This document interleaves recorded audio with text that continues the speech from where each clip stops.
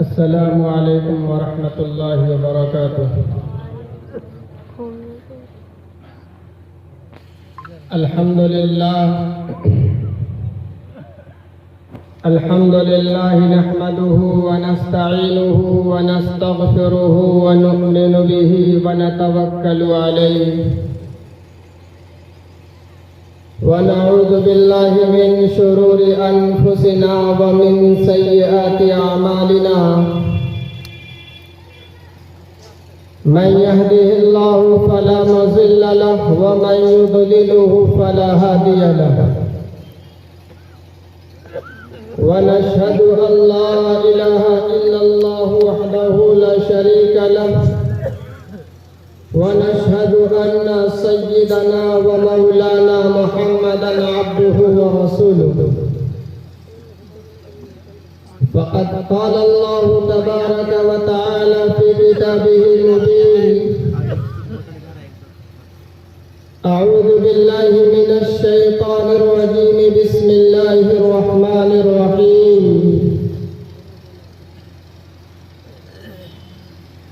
إنا نحن نزلنا الذكر وإنا له لحافظون. صدق الله العظيم وصدق رسوله النبي الكريم، ونحن على ذلك لمن الشاهدين والشاكرين.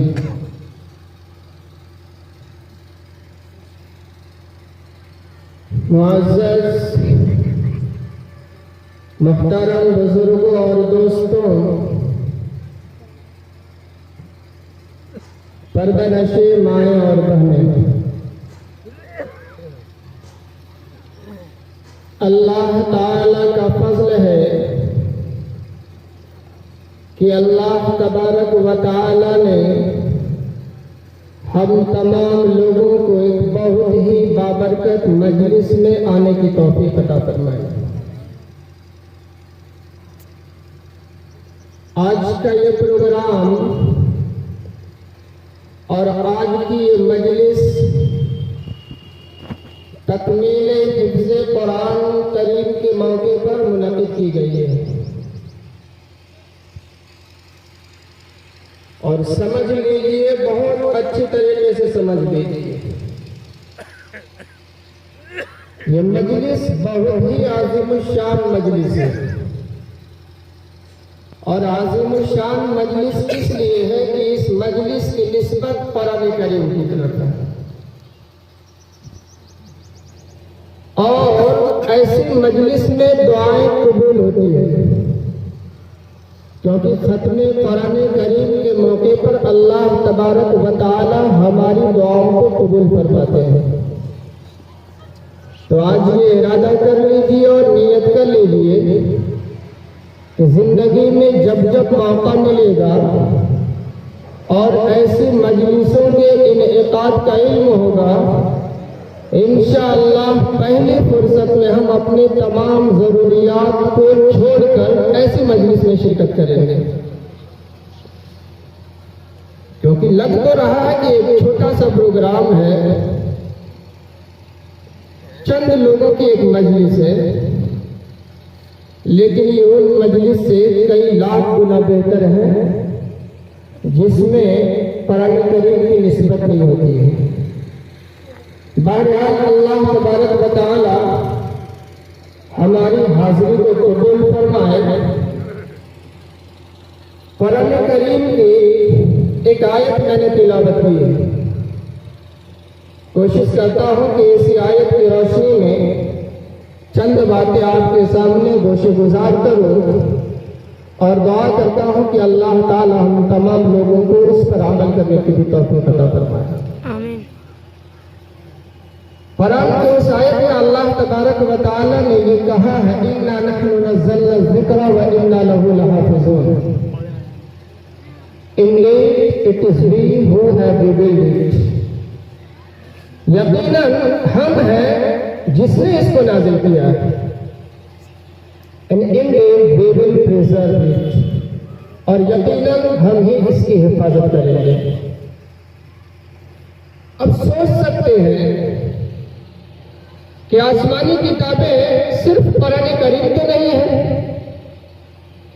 قرآن کے علاوہ اور بھی آسمانی کتابیں ہیں، لیکن کسی بھی آسمانی کتابوں کے بارے میں اللہ تعالیٰ نے یہ وعدہ نہیں فرمایا ہے، یہ اعلان نہیں فرمایا ہے کہ ان آسمانی کتابوں کی ہم حفاظت کریں گے، اس کو ہم پروٹیکشن دیں گے۔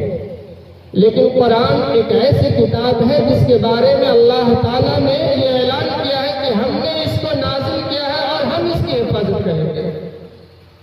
کیوں کہ یہ کتاب وقتی طور پہ نہیں ہے، یہ کتاب علاقائی کتاب نہیں ہے، یہ ایک جغرافیہ کے اعتبار سے یہ سمت نہیں ہے، یہ کتاب عالمی کتاب ہے، اور یہ کتاب اس وقت تک کے لیے ہے جب تک اس دنیا کا نظام اور سسٹم قائم رہے گا۔ تو ظاہر سی بات ہے اس کتاب کو تو محفوظ رکھنا ہے۔ ایک شخص نے کسی بہت بڑے عالم سے سوال کیا کہ زبور بھی اللہ تعالیٰ کی کتاب ہے، توریت بھی اللہ تعالیٰ کی کتاب ہے، انجیل بھی اللہ تعالیٰ کی کتاب ہے، آخر اللہ تعالیٰ نے اس کی حفاظت کا وعدہ کیوں نہیں فرمایا ہے؟ اس عالم نے ایک بڑا معقول جواب دیا۔ تب بنیان پہنتے ہو نا، بنیان سمجھتے گنجی کہاں پہنتے ہیں؟ کہ جب تمہاری عمر 8 سال کی اس وقت کتنے نمبر کی بنیان پہنتے تھے؟ تمہاری عمر جب 12 سال کی اس وقت کتنے نمبر کا پہنتے تھے؟ مجھے تو یاد نہیں، بس پہنتے تھے اتنا یاد ہے۔ کہ اب تمہاری عمر 40 سال 45 سال ہو گئی، ابھی تم کتنے نمبر کا بنیان پہنتے ہو؟ کہ 90 اور 95 پہنتے کا، یہ تو یاد ہے نا۔ وہ کیوں نہیں یاد ہے؟ کیونکہ اس کو یاد اس لیے نہیں رکھا گیا، وہ نمبر ذہن میں محفوظ اس لیے نہیں رکھا گیا کہ وہ نمبر وقتی تھا۔ پڑھنے والوں کو بھی پتا تھا کہ ہم اسے استعمال مستقل نہیں کریں گے، یہ کچھ سال پڑھیں گے پھر یہ نمبر بدل جائے گا۔ اللہ تبارک و تعالیٰ نے قرآن کریم سے پہلے جتنی کتابیں بھیجی ہیں وہ بھی کتاب وقتی تھی، کچھ وقت کے لیے اس کو بھیجا گیا تھا کہ اس زمانے میں، اس علاقے میں، اس دور میں وہ کتاب رہنمائی کرے گی، پھر اس کتاب کی ضرورت نہیں پڑے گی۔ لیکن قرآن کریم صرف کسی علاقے کے لیے نہیں بھیجا گیا، کسی ایک زمانے کے لیے نہیں بھیجا گیا، یہ تو ہمیشہ ہمیش کے لیے اس کتاب کو نازل کیا گیا، اور ہمیشہ ہمیش یہ کتاب رہنمائی کرے گی۔ اسی لیے اللہ تبارک و تعالیٰ نے اس کی حفاظت کا وعدہ فرمایا اور کہا اِنَّا نَحْنُ نَزَّلْنَا الذِّكْرَ وَإِنَّا لَهُ لَحَافِظُونَ۔ اور یاد رکھیے جب قرآن کو نازل کیا جانے لگا تو سیکورٹی بہت ٹائٹ کر دی گئی تھی، آسمان پہ زبردست پہرا تھا۔ اس سے پہلے آسمانی کتابیں نازل ہوتی تھی، آسمان کے اتنے زبردست پہرے نہیں ہوا کرتے تھے، جنات آسمان کے قریب جاتے تھے اور خبریں سن کر کے کاہنوں کو بتا دیتے تھے۔ لیکن قرآن کے جب نزول کا موقع آیا سیکورٹی ٹائٹ کر دی گئی، فرشتے بالکل پہرا دینے لگے، اور جنات جب جاتا تھا کہ سنے تو دیکھا یہاں تو معاملہ ہی بڑا عجب ہے، کہیں سے کوئی راستہ ہی نہیں ہے سننے کا۔ جناتوں نے آ کر یہ میٹنگ کی کہ آخر ایسا کیوں ہونے والا ہے؟ اس سے پہلے تو کبھی اس طرح کا منظر میں نے نہیں دیکھا، سیکورٹی اتنی ٹائٹ کبھی نہیں کی گئی۔ جناتوں کی جماعت پورے علاقے میں پھیل گئی ہے، اور اس وقت جناب محمد رسول اللہ صلی اللہ علیہ وسلم قرآن کریم کی تلاوت فرما رہے ہیں۔ جناتوں کی جماعت قرآن کی تلاوت سنتی ہے، اس کے بعد کہتے ہیں اِنَّا سَمِعْنَا قُرْآنًا عَجَبًا، ہم نے تو عجیب و غریب قرآن سنا ہے۔ مطلب اسی کتاب کے نزول کے لیے آسمان میں پہرا جاری کی گئی تھی، آسمان کی سیکورٹی سخت کر دی گئی تھی۔ یہ کتاب زبردست کتاب نازل ہونے والی ہے، اس کو کوئی اچھل میں لے، اگر کوئی بھول چوک سے اچھل بھی لیتا تھا فرشتے اس کی جو پیچھا کرتے تھے اور اس کو جلا کر کے خاکستر کر دیتے تھے۔ یہ کتاب بہت ہی عظیم الشان کتاب ہے، اور یہ کتاب اتنی عظیم اور اتنی وسیع کتاب ہے جس کا ہم تصور نہیں کر سکتے ہیں، لیکن اللہ تبارک و تعالیٰ نے ہمارے لیے یہ وسیع نہیں رکھا ہے۔ وَلَقَدْ يَسَّرْنَا الْقُرْآنَ لِلذِّكْرِ فَهَلْ مِن مُّدَّكِرٍ، ہم نے اس قرآن کو ذکر کے لیے، یاد کرنے کے لیے آسان کر دیا، تو ہے کوئی نصیحت پکڑنے والا، ہے کوئی اس سے نصیحت حاصل کرنے والا؟ یہ کتاب اتنا وزنی ہے کہ قرآن میں کہتا ہے کہ اگر اس کو پہاڑ کے اوپر نازل کیا جاتا تو پہاڑ ریزہ ریزہ ہو جاتا، اور حقیقت میں وزنی ہے، لیکن ہم نے اس کے وزن کو تصور نہیں کر سکا ہے، ہم نے سمجھ نہیں سکا. ہم نے تو سوچ لیا یہ قرآن بس مدرسے میں غریب بچوں کے پڑھنے والی کتاب ہے، جسے CBSE بورڈ میں پڑھانے کی صلاحیت نہیں ہے، اس لیے بچوں کے لیے پڑھنے کی کتاب ہے. ہمیں پڑھنے کے لیے کتاب تھوڑی نہ ہے. ہم اس کتاب کو پڑھ کر کے ترقی حاصل نہیں کر سکتے، ہم اس کتاب کو پڑھ کر کے بلندی حاصل نہیں کر سکتے، اس کتاب کو پڑھ کر کے ہم سماج اور معاشرے میں عزت حاصل نہیں کر سکتے ہیں. یہ ہماری غلط فہمی ہے اور بہت بڑی غلط فہمی ہے. یہی وہ کتاب ہے جس کے ذریعے ہم زمانے کے امام بن سکتے ہیں، یہی وہ کتاب ہے جس کے ذریعے ہم زمانے میں ترقی کر سکتے ہیں، اور یہی وہ کتاب ہے جس کے ذریعے ہم یہاں بھی کامیاب ہو سکتے ہیں اور ہم آخرت میں بھی کامیاب ہو سکتے ہیں. اور یہ میں نہیں کہہ رہا ہوں، جناب محمد رسول اللہ صلی اللہ علیہ وسلم کا فرمان کہہ رہا ہے، ان اللہ یرفع بهذه الكتاب اقواما ويضع به القوم الاخرين. یہی وہ کتاب ہے جس کے ذریعے قومیں سرخرو اور سربلند ہوتی ہے، یہی وہ کتاب ہے جس کے ذریعے قوموں کو سربلندی اور طاقت حاصل ہوتی ہے، اور یہی وہ کتاب ہے جس کو چھوڑنے کے ذریعے انسان ذلت اور پستی میں گر جاتا ہے. آج ذرا جائزہ لیجیے، آج ہماری بدحالی کی وجہ کیا ہے، آج ہماری ذلت اور پستی کی وجہ کیا ہے، آج ہم کس وجہ سے ذلیل و خوار ہو رہے ہیں. کتنے لوگ ہیں جو قرآن سے تعلق رکھتے ہیں، کتنے لوگ ہیں جو قرآن سے عشق کرتے ہیں، کتنے لوگ ہیں جس کی زندگی کی شروعات قرآن کریم سے ہوتی ہے. ہم نے تو قرآن کو سوچ لیا بس یہ مدرسے میں پڑھنے اور پڑھانے والی کتاب ہے، ہمیں اس کو پڑھ کر کے نوکری بھی حاصل نہیں ہو سکتی ہے، اس کو پڑھ کر کے ہم زندگی میں زیادہ پیسہ بھی نہیں کما سکتے. آخر ہمیں پڑھنا کیوں ہے بھائی؟ ہم پڑھوا لیں گے، ضرورت پڑے گی تو گھر کی شروعات کرنے میں، دکان کے افتتاح کرنے میں، کسی کے انتقال ہونے کے بعد. آج تو ہمارا رویہ اور ہمارا بیہیویئر قرآن کریم کے ساتھ اسی طرح ہے نا. یہی وجہ ہے کہ آج ہم ذلیل اور خوار ہو رہے ہیں. اگر قرآن سے محبت اس طرح ہو جس طرح صحابہ کرام کو ہوا کرتی تھی تو انشاءاللہ ثم انشاءاللہ آج ہم بھی جو ہے سربلند اور سرخرو ہو سکتے ہیں. قرآن سے محبت صحابہ کرام کی کیسی تھی؟ وہ لوگ ایک پارہ پڑھتے تھے کیا؟ صحابہ کرام غزوہ ذات الرقاع کے موقع پر جناب محمد رسول اللہ صلی اللہ علیہ وسلم کی پہرہ داری کے لیے دو صحابی کھڑے ہیں، ایک انصاری ہے اور ایک مہاجر ہے. کہا کہ باری باری ہم لوگ پہرہ داری کرتے ہیں، آپ آرام فرمائیے، ہم جناب محمد رسول اللہ صلی اللہ علیہ وسلم کی حفاظت کرتے ہیں. تو حفاظت کرنا ہے، جاگے ہوئے رہنا ہے، اس سے بہتر ہے کہ ہم جو ہے نماز کی نیت باندھ لیتے ہیں. چنانچہ وہ نماز کی نیت باندھتے ہیں، دشمن طاق میں ہے اور دشمن تیر چلاتا ہے، تیر لگتا ہے، اس تیر کو نکال کر کے پھینک دیتے ہیں، پھر تیر چلائی جاتی ہے، پھر اس کو نکالتے ہیں. اسی طرح تیر آ رہا جسم میں پیوست ہو رہا، نکال کر کے پھینک رہے ہیں، قرآن کریم کی تلاوت کر رہے ہیں. جب تک سورہ ختم نہیں ہوتا ہے تب تک وہ نماز نہیں توڑتے. سورہ کو مکمل کرنے کے بعد اپنے ساتھی کو اٹھاتے، دیکھتے کہ خون میں لذت ہے. پہلے تم نے کیوں نہیں دبایا؟ جب قرآن کریم پڑھ رہا تھا اور اتنا مزہ مل رہا تھا، اتنا مزہ مل رہا تھا تو میں نہیں سوچا کہ اس کو مکمل کیے بغیر جو ہے آپ کو جو ہے دبا دوں، اور اس کو مکمل کیے بغیر میں جو ہے نماز کو ختم کروں. یہ قرآن سے محبت تھی اور یہ قرآن سے تعلق ہے. نتیجہ کیا نکلا؟ وہ لوگ جو ہے زمانے میں سرخرو تھے. آج ہم میں سے کتنے لوگ ہیں جو قرآن کو پڑھتے ہیں؟ اگر یہاں پہ پوچھ لیا جائے کہ آج کتنے لوگ ہیں جنہوں نے قرآن کو صبح صبح پڑھا ہے، مشکل سے کچھ لوگ ہوں گے. ایسا تو نہیں کہہ سکتے کہ سب لوگ جو ہے نہیں پڑھتے ہیں، کچھ لوگ ہیں، تعداد بہت کم ہے. تو کیا 10-5 لوگوں کے لیے اس قرآن کو نازل کیا گیا کیا؟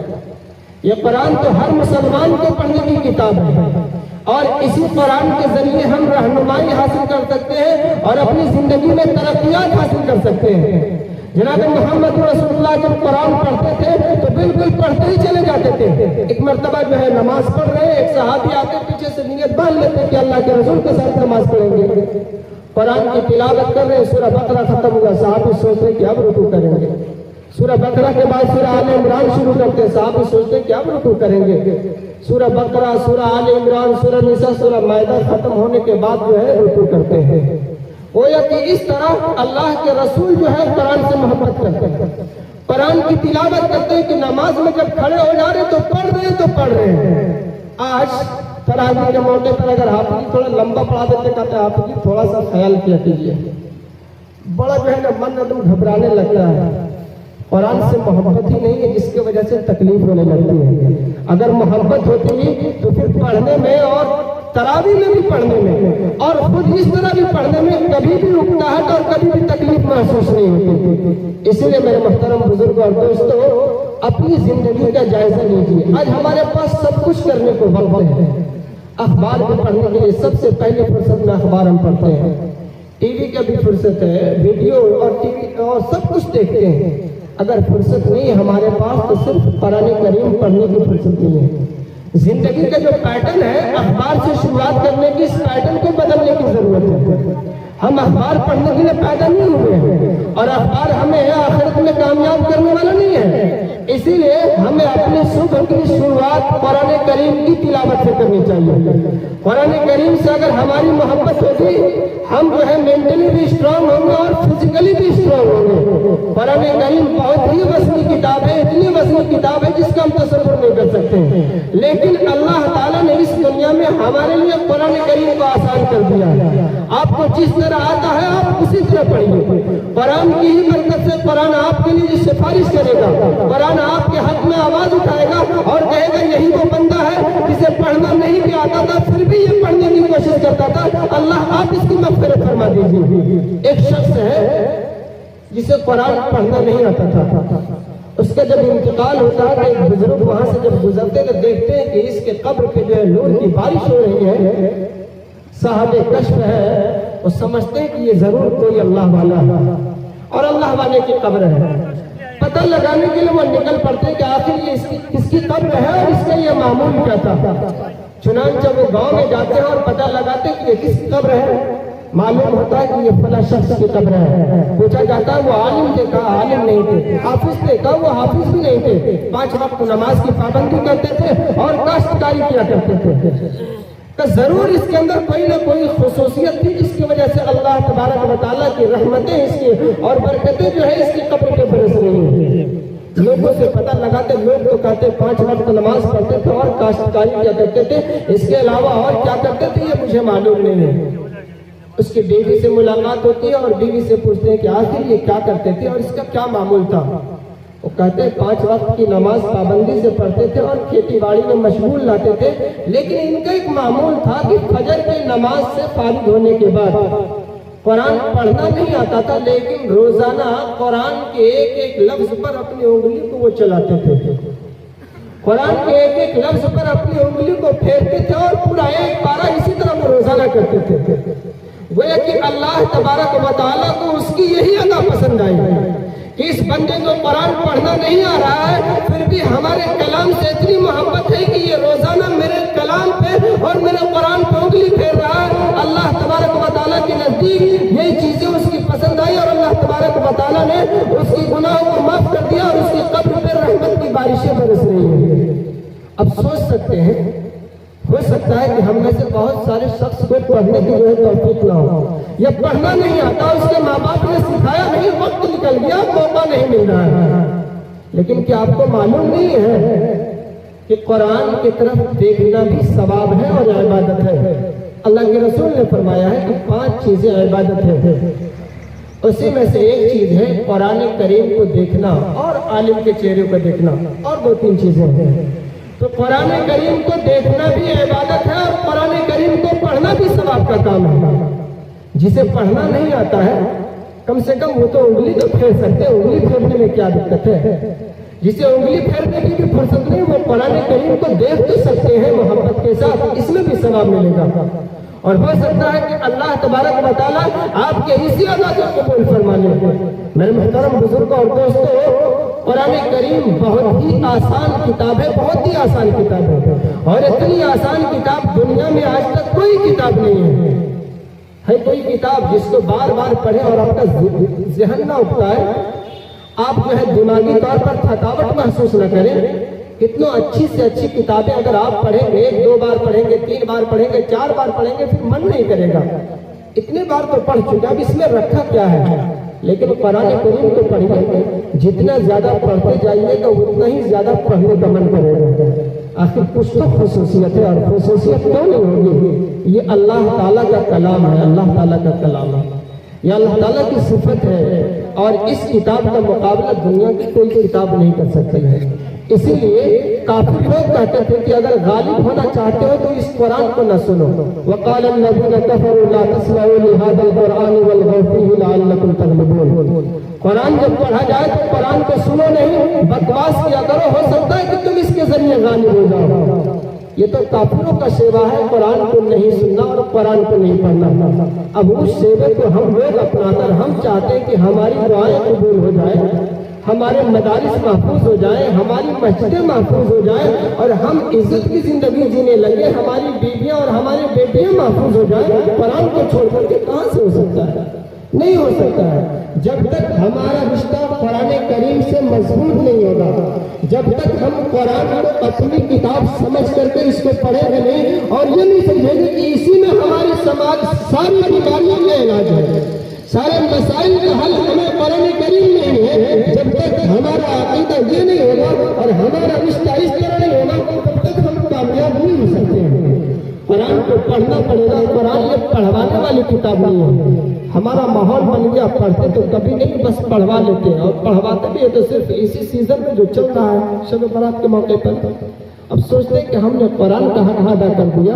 قرآن کا حق اس طرح ادا نہیں ہو سکتا ہے۔ قرآن کا حق اسی وقت ادا ہوگا جب قرآن کو آپ پڑھیں اور قرآن میں جن جن چیزوں کو حکم دیا گیا ہے، اللہ تبارک و تعالیٰ نے ہم سے جو مطالبہ کیا ہے اس میں ہم عمل کریں اور عمل بھی کریں تو مکمل عمل کریں، تبھی ہم کامیاب ہو سکتے ہیں اور قرآن کریم کا حق ادا ہو سکتا ہے۔ افتؤمنون ببعض الکتاب وتکفرون ببعض۔ جو مرضی آئے، جہاں پہ اچھا لگا وہاں پہ عمل کر لیے اور جہاں پہ اپنے مزاج کے خلاف ہے وہاں پہ عمل نہیں کرے اور سوچے کہ ہم تو قرآن کا حق ادا کر دیے ہیں، ہم تو پکے اور سچے مسلمان ہیں، ہم نے تو جو ہے اپنے اسلام ہونے کا حق ادا کر دیا۔ میرے محترم بزرگ اور دوستو، ہم اس طرح کامیاب نہیں ہو سکتے ہیں اور یہ کامیابی ہمیں کسی بھی جگہ نہیں پہنچا سکتی ہے۔ اسی لیے اگر کامیابی چاہتے ہیں تو ارادہ کیجیے کہ انشاءاللہ قرآن کریم سے اپنا تعلق ہم مضبوط کریں گے، قرآن کریم کو خود بھی پڑھیں گے اور اپنے ماتحت جتنے افراد ہیں جو بچے اس کو بھی پڑھوائیں گے۔ آج لوگ سوچتے ہیں مدرسے میں پڑھ کر کے کیا کرے گا، حافظ بن کر کے کیا کرے گا، مدارس میں جا کر کے تعلیم لے گا یا تو پھر جا کر کے مسجد میں امامت کرے گا، اس سے کیا فائدہ ہونے والا ہے؟ روزی چلنے والی نہیں ہے، غربت کی زندگی گزارے گا۔ ہم لوگوں کو ایک نظریہ بنا دیا ہے۔ اگر آج پتہ لگایا جائے مدرسے میں پڑھنے والے بچوں کے ماں باپ کی مالی حالت تو پتہ چلے گا کہ اکثروں کی مالی حالت جو ہے کمزور ہوا کرتی ہے اور ویسے ہی لوگ اپنے بچے کو بھیج دیتے ہیں۔ مالدار لوگ سوچتے ہیں کہ آپ پڑھ کر کے بیچارہ کرے گا کیا، 50,000 تو کما بھی نہیں سکتا ہے، ہم اس کی لائف کیوں برباد کریں؟ اس کا مطلب ہے کہ ہم نے قرآن کی عظمت کو نہیں سمجھا ہے، قرآن کی حقیقت کو نہیں سمجھا ہے اور قرآن کتنی عظیم شان ہے ہم نے اس کو بھی نہیں سمجھا ہے۔ اگر قرآن کی عظمت کو ہم سمجھتے تو پھر ہمارا نظریہ یہ نہیں ہوتا، ہماری سوچ یہ نہیں ہوتی، ہم یہی سوچتے کہ سب سے پہلے ہمارا بچہ حافظ قرآن بنے گا، سب سے پہلے قرآن کو صحیح پڑھنے والا بنے گا، اس کے بعد دنیا کی دوسری تعلیم حاصل کرے گا۔ لیکن ہمارے دل کے اندر تو قرآن کے تعلق سے کھوٹے ہیں، قرآن کے تعلق سے جو محبت ہونی چاہیے اور جو تعلق ہونا چاہیے وہ ہے نہیں، جس کی وجہ سے ہم قرآن کے ساتھ اس طرح پیش نہیں آ رہے جس طرح پیش آنا ہے۔ اس نظریے کو بھی بدلنے کی ضرورت ہے۔ یہ طے کیجئے اور ارادہ کیجئے کہ انشاءاللہ سب سے پہلے اپنے بچوں کو ہم قرآن کریم کی تعلیم دیں گے، قرآن کریم پڑھنا سکھائیں گے، کیونکہ قرآن کریم ہی پڑھے گا تب تو کل قیامت میں دن کہا جائے گا کہ پڑھتے جاؤ اور چڑھتے جاؤ۔ قرآن کریم پڑھنا ہی نہیں آتا تو بیچارہ وہ پڑھے گا بھی نہیں اور پڑھے گا بھی نہیں اور چڑھے گا بھی نہیں۔ اسی لیے دوستو، محترم بزرگوں اور دوستو، یہ طے کر لیجیے اور ارادہ کر لیجیے کہ اگر اللہ تبارک و تعالی ہمیں اولاد کی نعمت سے مالا مال کرتے ہیں تو سب سے پہلے ہم اپنی اولاد کو قرآن کریم کی تعلیم دیں گے اور کوشش کریں گے کہ اسے اچھا قرآن پڑھنے والا بنائیں، اسے حافظ بنائیں۔ حافظ بننے کے بعد اگر موقع ملتا ہے تو پھر اور جو ہے عالم بنائیں گے، مفتی بنائیں گے۔ کوئی कोई इस तरीके से भी जिंदगी से बच सकती है और जिंदगी गुजरती है और अच्छी खासी जिंदगी गुजरती है। आलिम बनने का ये मतलब नहीं होता है कि वो बेरोजगार हो जाएगा, उसकी रोजी रोटी नहीं चलेगी, उसके बच्चों की परवरिश नहीं होगी। है कोई जो बता दे कि एक आलिम है और उसके बच्चों की परवरिश नहीं हो रही है, वो भूखे मर रहे हैं और उसके पास पहनने के लिए कपड़े नहीं है। जिस तरह दूसरे दुनिया के दूसरे फील्ड के अंदर वो तरक्की करते हैं, इंशाअल्लाह अगर इस फील्ड के अंदर अच्छी तालीम हासिल की और मेहनत से उन्होंने हासिल किया तो इज्जत भी मिलेगी और जो है आसानी के साथ और इज्जत की रोटी खाएंगे। इसीलिए हम लोग अपने मिजाज के अंदर तब्दीली लाएं। कुरान के ताल्लुक से हमारा जो रवैया है उसको बदलने की जरूरत है। कुरान ये सिर्फ पढ़वाने वाली किताब नहीं है, या कुरान सिर्फ किसी को देने वाली किताब नहीं है। कुरान तो वो किताब है जिससे हम अपनी जिंदगी की शुरुआत करें और कुरान की रोशनी में ही हम अपने कदम को आगे बढ़ाएं। जो चीजें हलाल है हम उसको करेंगे, जो चीजें हराम है उससे हम बचेंगे, और कुरान ने जिन जिन चीजों को करने को हुक्म दिया है उससे हम हर हाल में करेंगे, चाहे हमारा दिल चाहे या न चाहे। अगर इस तरह हम कुरान के साथ ताल्लुक रखते हैं तो फिर हम कामयाब हैं, वरना दुनिया की नजर में हम कामयाब हो सकते हैं, माशरे में और समाज में हम कामयाब हो सकते हैं, लेकिन कुरान से रिश्ता तोड़ करके हम कामयाब होना चाहें तो हम यहाँ भी कामयाब नहीं हो सकते, वहाँ भी कामयाब नहीं हो सकते। वहाँ तुमुल आलौना इन कुंतुम मुमिनीन। हमारी जिल्लत और नाकामी की सबसे बड़ी वजह यही है कि हमने कुरान को पसे पुष्ट डाल दिया है। कुरान को न हम पढ़ते हैं, न समझते हैं और न कुरान पे अमल करते हैं।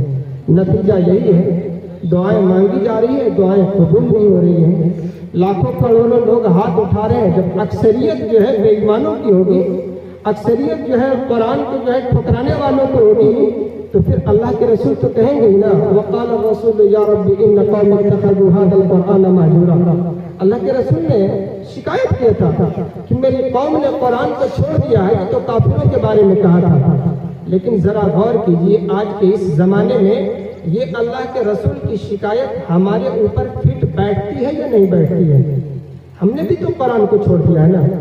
कुरान की हमारी जिंदगी में कोई ताल्लुक ही नहीं है और कोई जरूरत ही नहीं है। अपने एतबार से सुबह होती है और अपने ही एतबार से हम शाम करते हैं। जो चीजें मन में आती है वही चीजें करते हैं। कुरान की रोशनी में और कुरान के दलाइल में कौन आज अपनी जिंदगी गुजारने को चाह रहा है?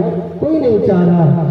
नतीजा यही है कि दुआ मांग रहे हैं, मांगते मांगते थक जा रहे हैं, कुछ नहीं हो रहा है। दुआ कबूल कहाँ से होगी? कुरान को छोड़ करके, कुरान को ठुकरा करके, अखबार से रिश्ता जोड़ करके, टीवी से रिश्ता जोड़ करके हम सोचेंगे कि अल्लाह की रहमतें हमारे ऊपर नाज़िल हो जाए, हम दुनिया के अंदर सुरखुरू और कामयाब हो जाए और हम जिधर कदम बढ़ाए उधर बढ़ते चले जाए। कभी नहीं हो सकता है।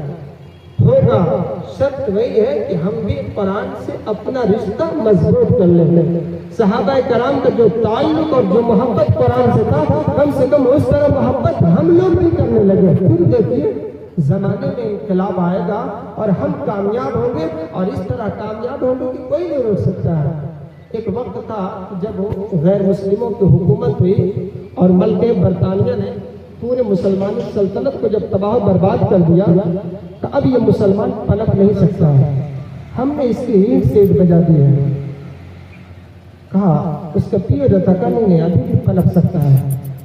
एक जरिया है जिससे ये फिर जो है बादशाह बन सकता है। कहा क्या है? कहा वो कुरान करीम है। तो तुम ये बात कैसे कह रहे हो? काम इसलिए कह रहे हैं कि अल्लाह के रसूल ने कहा है, और अल्लाह के रसूल जो बात कहते हैं उसमें शक व शुबा की कोई गुंजाइश नहीं है। वो बात बिल्कुल सच्ची और पक्की है। कहा क्या कहा अल्लाह के रसूल ने? कहा भाई इन अल्लाह कि अल्लाह इसी किताब के जरिए कौमों को सरबलंदी अता फरमाते हैं और इसी किताब के जरिए कौमों को जलील और रुस्वा करते हैं। जरा सोचिए, जो बुलंद हुए थे कुरान से ताल्लुक की वजह से, आज हम जलील हुए हैं तो कुरान को पीछे छोड़ने की वजह से। आइए इरादा कर लीजिए कि इंशाअल्लाह कुरान को पढ़ेंगे और हर हाल में पढ़ेंगे। اپنے بچوں کو قرآن کی تعلیم دلوائیں گے اور ہر حال میں دلوائیں گے، اور جہاں جہاں قرآن کریم کی تعلیم دی جا رہی ہے اس کی حفاظت کریں گے اور ہر حال میں کریں گے، جان کے ذریعے بھی، مال کے ذریعے بھی، وقت کے ذریعے بھی، اور جب جب ان جگہوں سے ہمیں دعوت دی جائے گی ہم اپنی تمام ضروریات کو چھوڑ کر ضرور اس کے اندر شرکت کریں گے۔ اگر یہ ارادہ کرتے ہیں تو انشاءاللہ ہم سوچتے ہیں کہ پھر ہم کامیاب ہو جائیں گے۔ اللہ سمجھنے کی توفیق عطا فرمائے۔ وما علینا الا البلاغ۔